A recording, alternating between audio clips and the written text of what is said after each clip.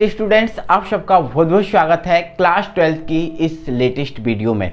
तो दोस्तों, आज की जो वीडियो है क्लास 12 की जो केमिस्ट्री है, क्लास 12 की केमिस्ट्री ऑर्गेनिक केमिस्ट्री में हम पढ़ेंगे आज फिनॉल, है ना। और आज की वीडियो में हम फिनॉल को बनाने की विधियों को देखेंगे और फिनॉल का वर्गीकरण करेंगे बेटा, है ना। तो फिनॉल पे आज बेटा हम बात करने वाले हैं। तो आइए इसको समझते हैं, क्या कैसे होता है, क्या कुछ इसमें होता है, समझेंगे। ठीक है, चलो। तो बेटा जो फिनॉल है, सबसे पहले जो फिनॉल है बेटा, ये फिनॉल का सूत्र जो होता है ना, वो होता है C6H5 single bond OH। C6H5 single bond जो OH है, इस फिनॉल का सूत्र है, इस फिनॉल का सूत्र है। या फिर हम कहें इस टाइप से, अगर ना लिखें तो रिंग के ऊपर OH लिखने पर आपका ये फिनॉल बन जाता है। क्या बन जाता है? फिनॉल। बेटा अगर हम इस फिनॉल के IUPAC नाम पे बात करें, IUPAC नाम पे, है ना, तो ये क्या है? बेंजीन। और बेंजीन पे क्या लगा है? एल्कोहल। एल्कोहल का प्रत्यय क्या होता है? ऑल। तो बेंजीन में जब हम ऑल जोड़ देंगे तो बेटा ये बन जाएगा वेंजॉल। क्या बन जाएगा? वेंजॉल। या फिर हम ऐसा कहें कि डायरेक्ट लिख दें तो वेंजीन, है ना, और ये यहाँ से काउंटिंग करेंगे तो ये 1 पे जुड़ा होगा, तो बेंजीन 1 ऑल, है ना। बेंजीन 1 ऑल या बेंजॉल, इसका जो है ना फिनॉल का IUPAC नाम है। तो बेटा ये फिनॉल है, इस फिनॉल का IUPAC नाम बेंजॉल है। ये फिनॉल का सूत्र होता है, इस टाइप से लिखो या रिंग के ऊपर OH लिखो, ये फिनॉल है। ठीक है बेटा, अब जो फिनॉल है बेटा, हम इस फिनॉल के वर्गीकरण के बारे में बात करते हैं। तो बेटा जो फिनॉल है वो 3 प्रकार का होता है। कितने प्रकार का? 3 प्रकार का होता है, जिसमें पहले बेटा हमारा पहला होता है मोनोहाइड्रिक फिनॉल, है ना। मोनोहाइड्रिक फिनॉल का मतलब बेटा क्या होता है? मोनो का मतलब क्या होता है? यहाँ मोनो लिखा है। इस मोनो का मतलब क्या होता है? एक। इस मोनो का मतलब क्या होता है? एक। और यदि बेंजीन के ऊपर एक OH होता है, बेंजीन के ऊपर एक OH, मतलब अगर इस टाइप से अगर हम लिख दें ये बेंजीन, इसके ऊपर हमने एक OH लिख दिया, तो ये आपका मोनोहाइड्रिक फिनॉल है। और यदि हम बेंजीन पर डाई मतलब 2 OH लिख दें, कितने OH लिख दें बेटा? 2 OH लिख दें। ठीक है, तो देखो एक OH मैंने ये लिख दिया और दूसरा OH मैंने ये लिख दिया। ठीक है, यदि बेंजीन के ऊपर 2 H लिख दिए जाते हैं तो उसे डाईहाइड्रिक फिनॉल बोलते हैं। एक लिख दिया जाता है तो मोनोहाइड्रिक फिनॉल, 2 लिख दिया जाता है तो डाईहाइड्रिक फिनॉल। और ऐसा ही है ट्राईहाइड्रिक फिनॉल। यदि बेंजीन के ऊपर हम 3 OH लगा देते हैं, कितने OH? 3। ठीक है, एक मैंने यहाँ लगा दिया, दूसरा मैंने यहाँ लगा दिया और तीसरा मैंने यहाँ लगा दिया। ठीक है, तो ये आपका बन जाता है ट्राईहाइड्रिक फिनॉल। ट्राईहाइड्रिक फिनॉल, ये आपका मोनोहाइड्रिक, ये डाईहाइड्रिक और ये ट्राईहाइड्रिक फिनॉल, है ना। चलो, तो इसको साधारणतः फिनॉल ही बोलते हैं। साधारणतः इसको क्या बोलते हैं? फिनॉल ही बोलते हैं, क्योंकि फिनॉल का सूत्र भी यही है और मोनोहाइड्रिक फिनॉल का भी सूत्र यही है। तो बेटा ये ट्राईहाइड्रिक फिनॉल और डाईहाइड्रिक फिनॉल, मोनोहाइड्रिक फिनॉल, ये हुए आपके कंप्लीट। ठीक है, चलो। अगर बेटा इनको और चीज़ों को समझना है तो देखो, इसको देखो, 1 पे क्या लगा है? ऑल। 1 पे लगा है ऑल। यहाँ काउंटिंग करेंगे तो 1 2 3 4 ऐसा हो जाएगा ना। यहाँ पर 1 2 3 4 5 6, है ना, 3 4 5 6 ऐसी काउंटिंग हो जाएगी, है ना। तो 1 2 3 4 5 6 इस टाइप से हो जाएगी काउंटिंग, है ना। तो इसका IUPAC नाम लिखें तो इसका हो जाएगा बेंजीन, ठीक है, 1 ऑल, बेंजीन 1 ऑल। ठीक है, तो हम समझ में आपको आ गया? ठीक है, इसका लिखेंगे तो बेंजीन, ये बेंजीन रहा, और 1 और 2 पे क्या लगा है? ऑल। तो 1, 2 और एक जैसे लगे हैं तो लिख देंगे हम diol, benzene 1 2 diol. इसका लिखेंगे तो इसका नाम क्या हो जाएगा बेटा? बेंजीन। बेंजीन अब 1 पे भी लगा है ऑल, 2 पे भी और 3 पर भी, है ना। तो 1, 2, 3, अब यहाँ आ जाएगा ट्राई और ये रहागा ऑल, है ना। 1 2 3 ट्राई ऑल। तो इस टाइप से बेटा इसके IUPAC नाम हो जाएंगे। तो ये फिनॉल बेटा हमें 3 प्रकार की पढ़नी है, 3 प्रकार की ये फिनॉल होती है। ठीक है, पहले बेटा अब जो हमारा मोनोहाइड्रिक फिनॉल है, इस मोनोहाइड्रिक फिनॉल को हम बनाने की विधियां समझते हैं। ठीक है, तो ध्यान रखना ये बनाने की विधियां इंपॉर्टेंट विधि हैं। ठीक है, तो मोनोहाइड्रिक फिनॉल बनाने की विधियां, हेडिंग डाल लीजिए आप अपनी कॉपी पे। तो बनाने की विधियों में बेटा सबसे पहले जो आपकी फिनॉल है, इस फिनॉल को बनाएंगे हम बेंजीन डाई एजोनियम क्लोराइड से, है ना, बेंजीन डाई एजोनियम क्लोराइड से। तो बेटा ये जो आपका बेंजीन डाई एजोनियम क्लोराइड का फॉर्मूला जो आपको दिख रहा है, ये बेंजीन डाई एजोनियम क्लोराइड का फॉर्मूला है, इससे हमें फिनॉल बनाना है। ये बेटा यदि हमें बेंजीन डाई एजोनियम क्लोराइड से फिनॉल बनाना है तो आपको क्या करना होगा बेटा, इसको आपको जल के साथ गर्म करना होगा। जल के साथ क्या करना होगा, गर्म। तो ये मैंने जल के साथ इसको गर्म कर दिया। बेटा आपको पता है जल का विभक्तीकरण कैसे होता है, H+ में और OH-, इस टाइप से होता है।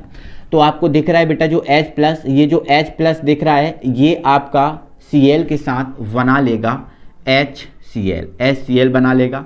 अब यहाँ पर बेटा क्या है N2, तो N2 खुद ही अकेला निकल जाएगा, है ना। तो देखो H ने Cl के साथ HCl बना लिया, N2 खुद ही अकेला निकल गया। अब जो आपका OH बचा है यो, है ना, बेंजीन के ऊपर आकर जुड़ जाएगा। तो ये रही आपकी बेंजीन और इस पर OH आकर जुड़ गया। देखो HCl के साथ HCl बना लिया, ठीक है, N2 खुद ही निकल गया। अब यहाँ पर क्या बची है, बेंजीन और यहाँ पर OH, तो बेंजीन इस OH के साथ जुड़ जाएगा तो ये बन जाएगा आपका फिनॉल। तो ये बन गया आपका बेटा फिनॉल। तो ध्यान रखना बेटा, है ना। बेंजीन डाइएजोनियम क्लोराइड से कैसे बना सकते हैं, बेंजीन डाइएजोनियम क्लोराइड को आपको क्या करना होगा, जल के साथ क्रिया कराना होगा।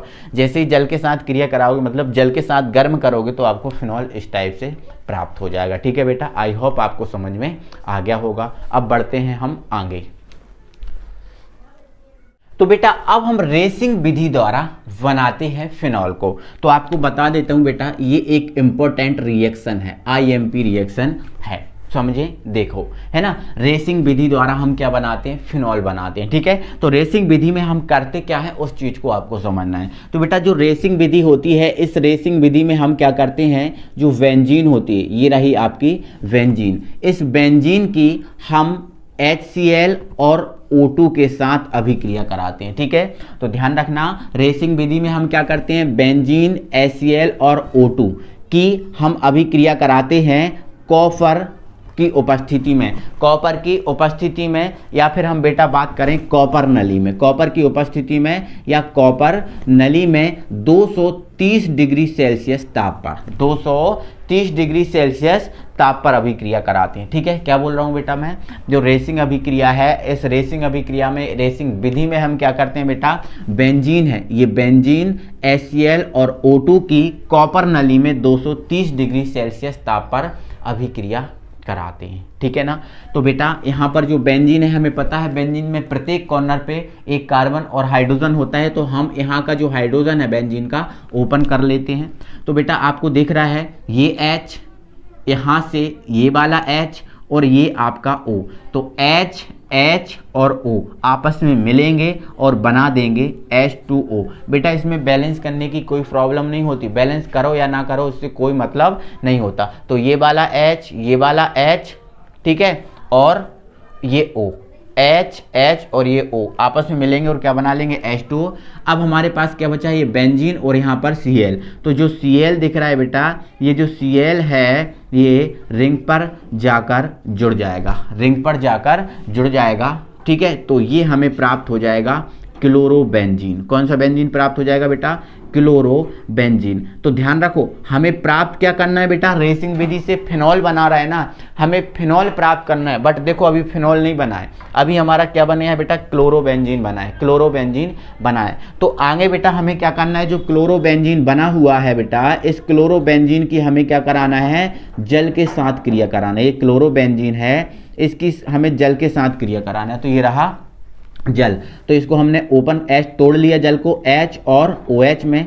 तो बेटा क्या होगा, जो आपका Cl दिख रहा है ये H के साथ बना लेगा HCl। क्या बना लेगा, HCl बन गया HCl, और HCl बन के हो जाएगा बाहर।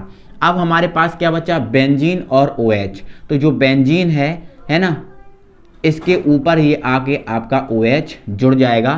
तो यहाँ से हमें फिनॉल प्राप्त हो जाएगा। क्या प्राप्त हो जाएगा बेटा, फिनॉल प्राप्त हो जाएगा। समझ में आपको आया बेटा। रेसिंग अभिक्रिया में हम क्या करते हैं बेटा, बेंजीन, HCl और O2, बेंजीन, HCl और O2 इन तीनों की अभिक्रिया कराते हैं कॉपर नली में 230 डिग्री सेल्सियस ताप पर। तो HHO के साथ H2 बना लेगा, Cl रिंग पर जाके जुड़ जाएगा, तो हमें क्लोरोबेंजीन प्राप्त होगा। आगे जो क्लोरोबेंजीन है, इस क्लोरोबेंजीन की हम जल के साथ अभिक्रिया कराएंगे तो बेटा हमें रिंग के ऊपर OH मतलब फिनॉल प्राप्त हो जाएगा बेटा। ठीक है, आई होप आपको ये समझ में आ गया होगा, कोई दिक्कत नहीं है। ठीक है, अब थ्योरी, एग्जाम में थ्योरी लिखनी होती है, तो एग्जाम में लिखने के हिसाब से थ्योरी क्या होगी तो सुन लो आप। ठीक है, बेंजीन HCl और O2 की कॉपर नली में 230 डिग्री सेल्सियस ताप पर अभिक्रिया कराने पर क्लोरोबेंजीन प्राप्त होता है, जिसकी पुनः जल के साथ अभिक्रिया कराने पर फिनॉल प्राप्त होता है। इस अभिक्रिया को रेसिंग अभिक्रिया कहते हैं, रेसिंग अभिक्रिया कहते हैं। ठीक है, समझ में आपको आया? ठीक है, तो ये आप नोट कर लीजिए थ्योरी।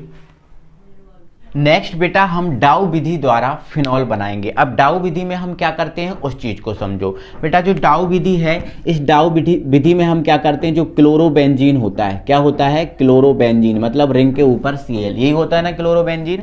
इस क्लोरोबेंजीन की बेटा हम NaOH के साथ अभिक्रिया कराते हैं। किसके साथ अभिक्रिया कराते हैं, NaOH के साथ। तो बेटा जैसे ही हम NaOH के साथ अभिक्रिया कराते हैं और बेटा इसमें ताप जो है ना 360 डिग्री लिया जाता है, 360 डिग्री। तो जैसे ही अभिक्रिया कराते हैं बेटा तो ये क्या होता है, जो आपका Cl है इस H के साथ बना लेता है HCl, तो ये बन गया HCl।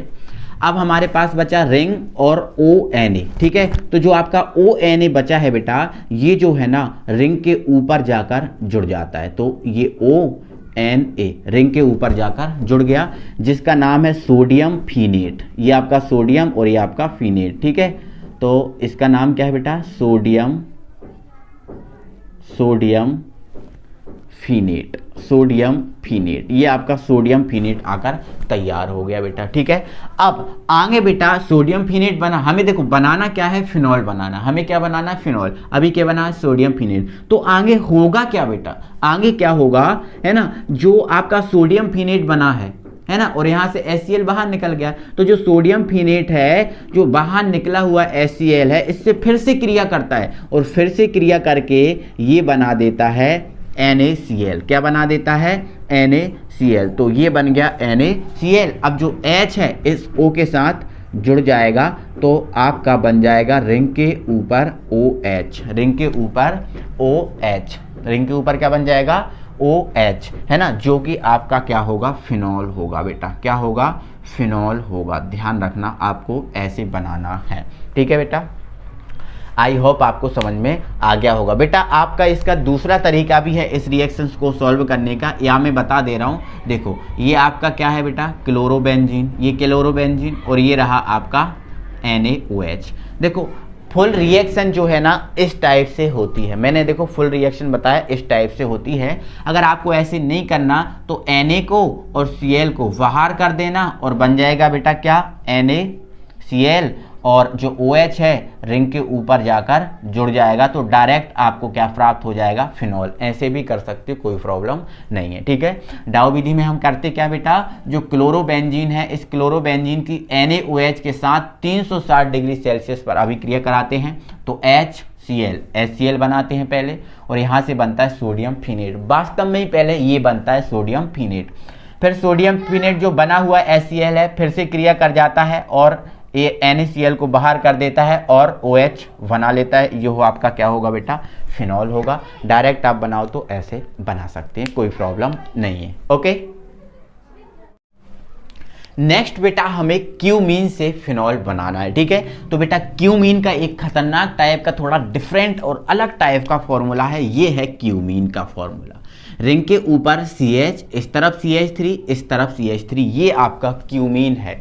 यदि इस क्यूमीन से बेटा हमें फिनॉल बनाना है तो आपको सिंपल प्रोसेस में क्या कराना है, इस फिनॉल का ना आपको ऑक्सीकरण कराना है। ऑक्सीकरण मतलब ऑक्सीजन से क्रिया कराना है। ऑक्सीकरण का मतलब क्या होता है, ऑक्सीजन से क्रिया। तो इस फिनॉल की हम ऑक्सीजन से क्रिया कराएंगे, तो जैसे ही बेटा हम इस फिनॉल की ऑक्सीजन से क्रिया कराएंगे तो होगा क्या, सुनो आप समझो चीज़ों को, होगा क्या है ना। यहाँ पर आपको ये दिख रहा है, ये आपका दिख रहा है CH3, ये मैं यहाँ पर लिख दे रहा हूँ CH3। यहाँ पर आपको दिख रहा है CH को अभी छोड़ रहा हूँ, केवल C ले रहा हूँ। ठीक है, तो ये दिख रहा है आपको C, है ना। तो यहाँ पर होगा क्या बेटा कि जो आपका एक सेकेंड रुकना, तो आप जो क्यूमीन है और ये आपका ऑक्सीजन है, दो अणु में, ठीक है। तो एक ऑक्सीजन होगा क्या बेटा, एक ऑक्सीजन इस H के साथ क्या बना लेगा, OH, और एक ऑक्सीजन जो है ना इस C के साथ जुड़ जाएगा। देखो तो CH3 रहा, ये C और एक ऑक्सीजन इसके साथ जुड़ा है तो ये बना CO, और ये रहा आपका CH3, ये रहा आपका CH3। तो ये क्या बन गया आपका एसीटोन, और एक O ने इस H के साथ क्या बनाया, OH, है ना। तो जो O ने H के साथ OH बनाया था तो वो OH इसके ऊपर जाकर जुड़ जाएगा। यहाँ CH3, ये CO और ये CH3, तो ये हमारा बन गया है एसीटोन। क्या बन गया बेटा, एसीटोन। तो ये रहा हमारा एसीटोन और ये हमारा बन गया बेटा फिनॉल। तो इस टाइप से बेटा हम फिनॉल क्यूमीन से बना सकते हैं बड़े सिंपल फॉर्म में, ठीक है। तो आई होप बेटा कि ये सब चीज़ें आपको समझ में आ गई होंगी, कोई दिक्कत नहीं होगी। तो अब हम क्या करते हैं, जो फिनॉल है इस फिनॉल की रासायनिक अभिक्रियाओं को करते हैं, रासायनिक अभिक्रियाओं को कंप्लीट करते हैं। तो दोस्तों ये जो आपकी जो फिनॉल है, इस फिनॉल की जो है ना इलेक्ट्रॉन स्नेही अभिक्रियाएं हैं। कौन सी अभिक्रियाएं हैं, इलेक्ट्रॉन स्नेही अभिक्रियाएं हैं। तो आप डाल दीजिए हेडिंग फिनॉल की रासायनिक अभिक्रियाएं और ब्रैकेट में डाल देना इलेक्ट्रॉन स्नेही अभिक्रियाएं।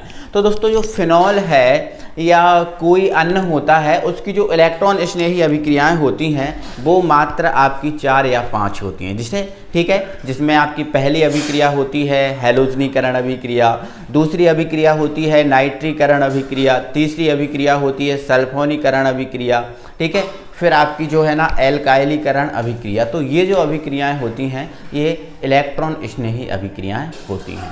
तो आप सबसे पहले आप करेंगे फिनॉल की, जो फिनॉल है इस फिनॉल की हैलोजनीकरण अभिक्रिया। तो आप अपनी कॉपी में हेडिंग डाल देना हैलोजनीकरण अभिक्रिया, हैलोजनीकरण,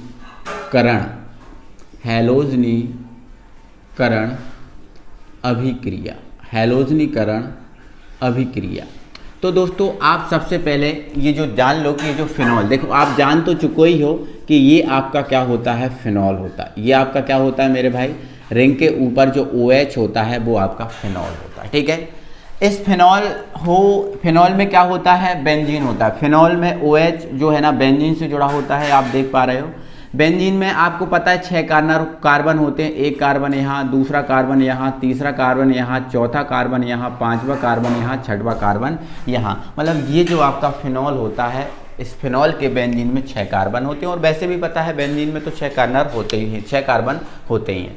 तो दोस्तों आपका जो फिनॉल होता है इस फिनॉल का ये आपका दूसरा वाला भाग, चौथा वाला भाग और छठवां वाला जो भाग होता है, फिनॉल का दूसरा, चौथा और जो छठवां कार्बन होता है वो ज़्यादा क्रियाशील होता है, ज़्यादा क्रियाशील होता है, मतलब कहें तो ज़्यादा एक्टिव होता है, ज़्यादा एक्टिव होता है। कौन, फिनॉल का 2, 4 और 6 वाला पार्ट, 2, 4 और 6 वाला पार्ट ज़्यादा एक्टिव होता है। तो जैसे ही इसका हैलोजनीकरण कराते हैं, नाइट्रीकरण कराते हैं, सल्फोनीकरण कराते हैं या फिर एल्काइलीकरण कराते हैं तो फिनॉल में अक्सर 2,4,6 का यौगिक बनता है, 2,4,6 का यौगिक बनता है। कैसे बनता है उसको हम देखेंगे। तो देखो हैलोजनीकरण का मतलब क्या होता है, तो हैलोजनीकरण का मतलब हैलोजन से क्रिया। किससे क्रिया मेरे भाई, हैलोजन। और हैलोजन तो कोई एक नहीं होता, हैलोजन तो हमारा क्लोरीन भी होता है, हैलोजन तो हमारा ब्रोमीन भी होता है, हैलोजन तो हमारा आयोडीन भी होता है ना, और आपका ये फ्लोरीन भी होता है। तो हैलोजनीकरण का मतलब इन सब से क्रिया कराना होता है मेरे भाई। हैलोजनीकरण का मतलब क्या होता है, इन सब से क्रिया। लेकिन इन सब में यदि आप क्लोरीन से क्रिया कराते हो तो वो आपका कहलाता है क्लोरीनीकरण। क्या कहलाता है मेरे भाई, क्लोरीनीकरण। यदि आप Br2 से क्रिया कराते हो तो आपका वो कहलाता है ब्रोमीनीकरण। आयोडीन से क्रिया कराते हो तो आपका कहलाता है आयोडीनीकरण। और यदि आप फ्लोरीन से क्रिया कराते हो तो वो आपका कहलाता है फ्लोरीनीकरण। तो ध्यान रखना हैलोजनीकरण 4 टाइप के होते हैं। तो हैलोजनीकरण में हम दोस्तों क्लोरीनीकरण, ब्रोमीनीकरण, आयोडीनीकरण, फ्लोरीनीकरण कोई सा भी करण करा सकते हैं, ठीक है। तो ये रहा हमारा फिनॉल, ये मेरे भाई हमारा क्या रहा, फिनॉल रहा, ये रहा हमारा फिनॉल। अब हम ये देख चुके हैं कि जो हमारा फिनॉल होता है, ठीक है, क्या होता है मेरे भाई, हमारा जो फिनॉल होता है, ठीक है, इसका कौन सा वाला भाग जो ज़्यादा एक्टिव रहता है, 2 वाला, 4 वाला और 6 वाला। तो हम क्या करेंगे दोस्तों, ये जो फिनॉल है इसका 2,4,6 का जो H है वो ओपन कर लेंगे क्योंकि ज़्यादा एक्टिव होता है। इसका हम कराएंगे हैलोजनीकरण, मतलब हम क्लोरीन से क्रिया कराएंगे। क्या कराएंगे भाई, क्लोरीन से क्रिया कराएंगे। तो मेरे भाई जैसे ही हम इसका क्लोरीन से क्रिया कराएंगे, जैसे ही हम इसकी क्लोरीन से क्रिया कराएंगे तो क्या होगा, इसके हम लेंगे 3 अणु। 3 अणु लेंगे तो हमारे पास कितने Cl हो जाएंगे, 6 Cl हो जाएंगे। क्या हो जाएंगे, 6 Cl। 6 Cl 3 दूनी 6। 6 Cl में से क्या करेंगे दोस्तों, 3 Cl तीनों H के साथ बना लेंगे 3HCl। 3 Cl तीनों Hओं के साथ 3HCl बना लेंगे। अब 3 Cl जो हमारे बचेंगे, तो 3 Cl जो बचेंगे हमारे, तो तीनों के तीनों Cl जो है ना, एक 2 पर जुड़ जाएगा, एक 4 पर जुड़ जाएगा और एक 6 पर जुड़ जाएगा। मतलब एक यहाँ पर जुड़ जाएगा, एक यहाँ पर जुड़ जाएगा और एक यहाँ पर जुड़ जाएगा। तो अब ये हमारा जो है ना वो प्रोडक्ट बन गया है जिसका नाम है 2,4,6 ट्राई। देखो ये हमारा 1 है, ये 2 है, ये 3 है, ये 4 है, ये 5 है और ये 6 है। तो 2,4,6 पर Cl जुड़ा है तो हम लिख देंगे 2,4,6 ट्राई। ट्राई, अब ट्राई 3 एक जैसे हैं इसलिए हमने ट्राई बोला, और 3 क्या है, क्लोरो, तो ट्राई क्लोरो, और ये हमारा क्या है, फिनॉल। तो 2,4,6 ट्राई क्लोरो फिनॉल जो है ना हमारा बन चुका है।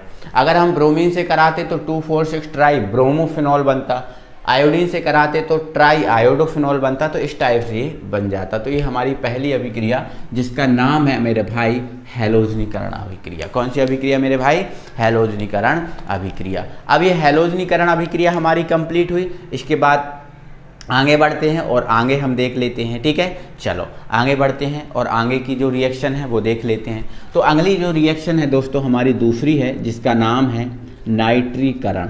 क्या है दोस्तों, नाइट्रीकरण। नाइट्रीकरण का मतलब क्या होता है दोस्तों, नाइट्रीकरण का मतलब होता है नाइट्रिक अम्ल से क्रिया। नाइट्रिक अम्ल, नाइट्रिक अम्ल मतलब HNO3 से क्रिया होता है। नाइट्रीकरण का मतलब क्या होता है, HNO3 से क्रिया होता है, ठीक है। तो फिनॉल का नाइट्रीकरण कराते हैं। तो ये रहा हमारा फिनॉल, ये रहा हमारा फिनॉल। इसका 2,4,6 ज़्यादा एक्टिव रहता है तो 2 का H ओपन करेंगे, 4 का H ओपन करेंगे और 6 का H ओपन कर लेंगे, ठीक है।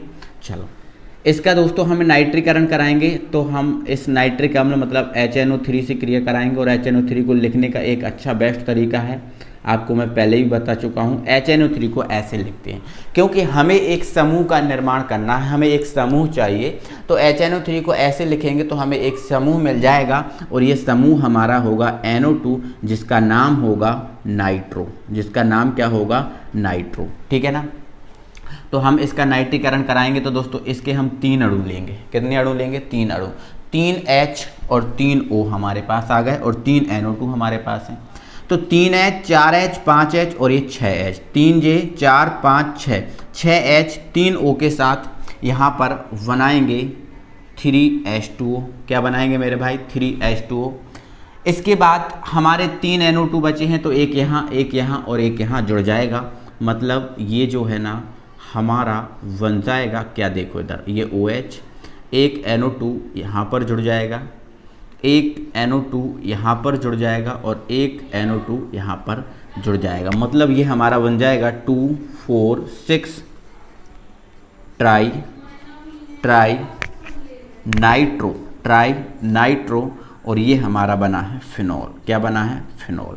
तो ये हमारा दोस्तों नाइट्रीकरण होगा। तो इस टाइप से दोस्तों हम फिनॉल का है ना नाइट्रीकरण करा सकते हैं। आई होप आप समझ गए होंगे, दिक्कत नहीं होनी चाहिए, दिक्कत नहीं होनी चाहिए मेरे भाई, ठीक है। आगे बढ़ाते हैं और क्लास को कंटिन्यू आगे हम बढ़ाते हैं, ठीक है ना दोस्तों।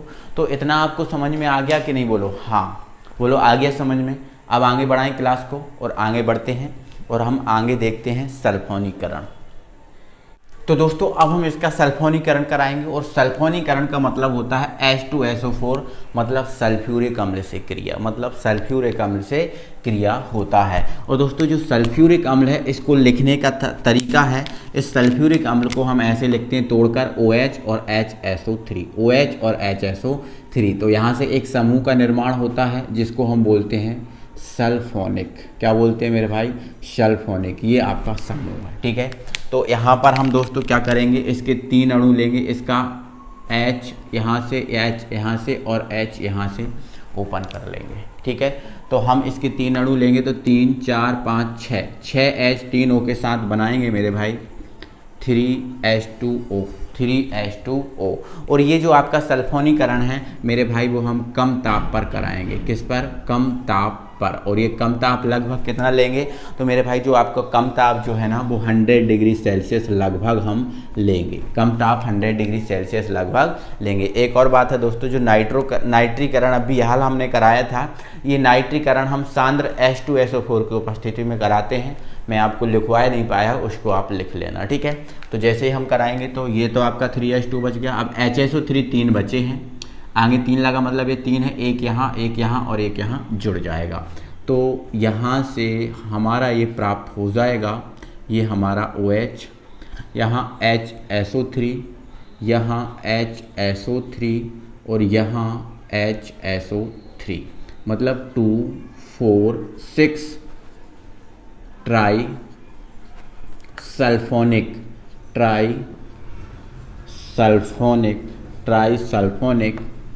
फिनॉल हमें यहाँ से प्राप्त हो जाएगा। Try sulphonic 2,4,6 try sulphonic phenol जो है ना हम इसे प्राप्त कर लेंगे, ठीक है। इसके बाद ये समझ गए होंगे, इसके बाद हम दोस्तों एल्काइलीकरण कराते हैं, एल्काइलीकरण। और दोस्तों जो एल्काइलीकरण है, इस एल्काइलीकरण का मतलब होता है एल्किल हैलाइड से क्रिया। किससे क्रिया मेरे भाई? Alkyl halide. और एल्किल हैलाइड क्या होता है?